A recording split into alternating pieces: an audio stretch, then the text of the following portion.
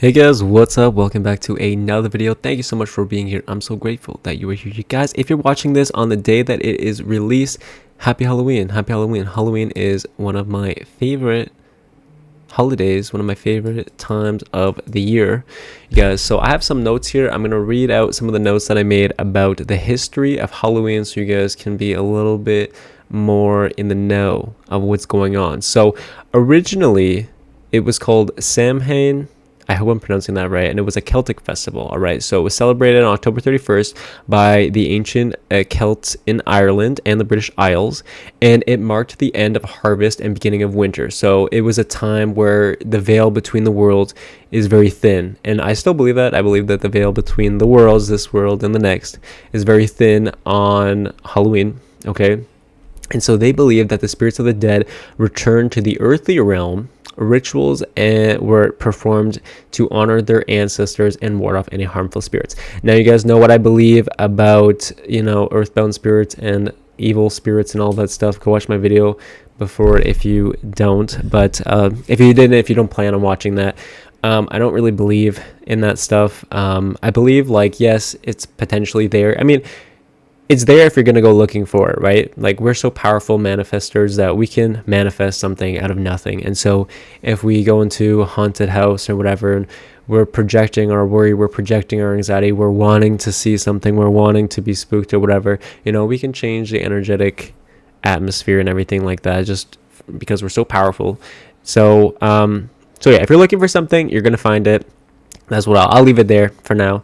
And so they often did bonfires and some spirit offerings. And so massive bonfires were lit to symbolize warmth and protection against darkness. Sometimes they sacrificed crops and animals, which they shouldn't do, to appease the spirits and deities. Okay, we don't do that anymore. And offerings of food and drink were left out for wandering spirits, ancestors, and fays as part of the ancient tradition. Now, this would be a time where I want you guys to speak to your loved ones in spirit to say, hey, grandma, grandpa, hey, this person, that person, hey, mom and dad, hey, your dog or a cat or your iguana, whatever animals, whatever loved ones you have on the other side in spirit. I want you to talk to them. I want you to pray to them.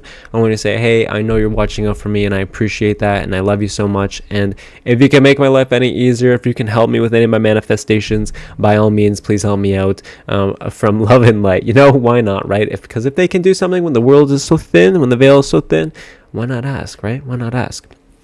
And so the reason why we dressed up, or why they dressed up, and the origin of the costumes is to avoid recognition by malevolent spirits. So people would dress up in animal skins or masks so they couldn't tell, who was what. And early costumes were believed to confuse or scare away spirits that might harm the living. Now, I don't believe that spirits can harm the living. I believe that if you are looking for that, if you have so much fear, you can harm yourself by giving yourself an anxiety attack and stuff like that. So yeah, don't be scared of anything, you guys. I used to be so scared of ghosts back in the day. I was I'm talking back in the day, this was last year, 2 years ago. But no, I was actually really scared of spirits. I was scared of ghosts. I was scared of all of that, scared of the dark, scared of everything. And now I'm just I don't know, maybe I've just gotten accustomed to working with the spirit world or whatever. But just know that you're protected and know that nothing's going to happen to you. You don't hear of a ghost killing anybody these days, you know what I mean? So don't worry. Don't let yourself be freaked out or be scared.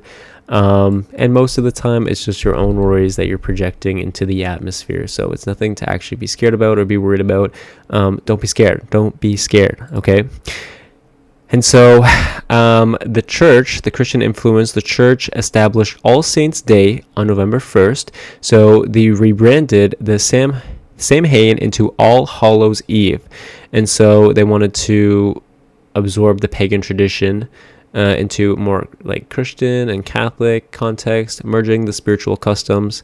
And there's lots of divination and fortune telling around Christmas time. So this was seen as a very powerful time for prophecy, where rituals for predicting future marriages, deaths, and weather were performed. Okay. And so popular practices included scrying, which is looking at a crystal ball and you see the future, or whatever the case may be. Apple wobbing for love divination, and fire gazing for messages from the spirit realm. And so You know, if you watch yesterday's video, you will see the crows thing, the ravens, the omens, all of that. Watch that video if you guys haven't already. If you guys keep seeing birds and stuff, watch that video. And so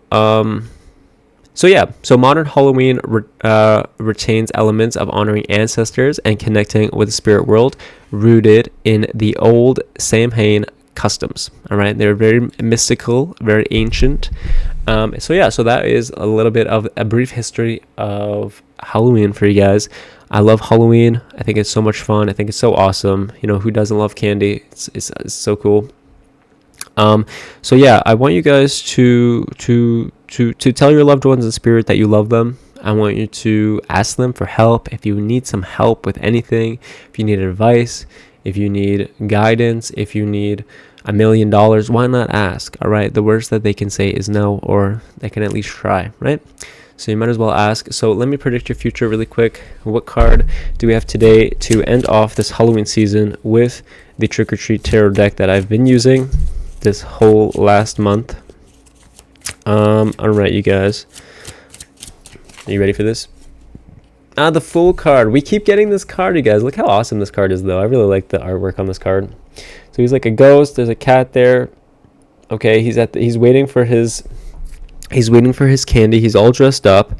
The cat's there. They're kind of looking at us. It's kind of like he's about to ask us to trick or treat. All right. So if he's trick or treating for manifestations, all right, and he's asking you trick or treat, what are you going to tell him? What are you manifesting right now? How are you manifesting it? What are you grateful for right now? You know, he's trick or treating. He says, tell me something you're grateful for. All right. So I want you to think about the things that you're grateful for right now, because it's going to allow you to manifest more things to be grateful for. Feel the feeling of feeling grateful. And like I said before, he's the Fool card. What is he about to do? He's about to trick or treat. He's about to ask for some candy. He's about to ask for some help. So why don't we trick or treat with our manifestations? Ask the universe, ask your subconscious, ask your spirit guides, ask spirit, ask whatever you believe in. All right. Ask God, ask the Holy Spirit, ask Jesus, whatever you believe in. Ask for some help. Okay. Say, hey, loved one in spirit, I need some help. Can I have $1 million, or whatever the case may be? Whatever it is that you actually want to experience, you know, can I have people, genuine good friends in my life? Can you bring genuine good friends into my life? People who truly care about me and resonate with me as a soul, you know, please bring that into my life. And, you know, and they're going to do their best to try. All right. They're here to help us. Just like when we're in spirit, when we're not living right now, we're going to help those that we love in the living world. All right. So that's what I got for you guys today. Thank you so much for allowing me this opportunity to give you this little brief history of Halloween. Let me know if you like this style of video. Comment down below. Please like this video if you like this video. You guys, I love you so much. I'm going to give you a big kiss. You guys, thank you so much for being here. Consider subscribing, because I make daily videos, which means I'm going to see you tomorrow.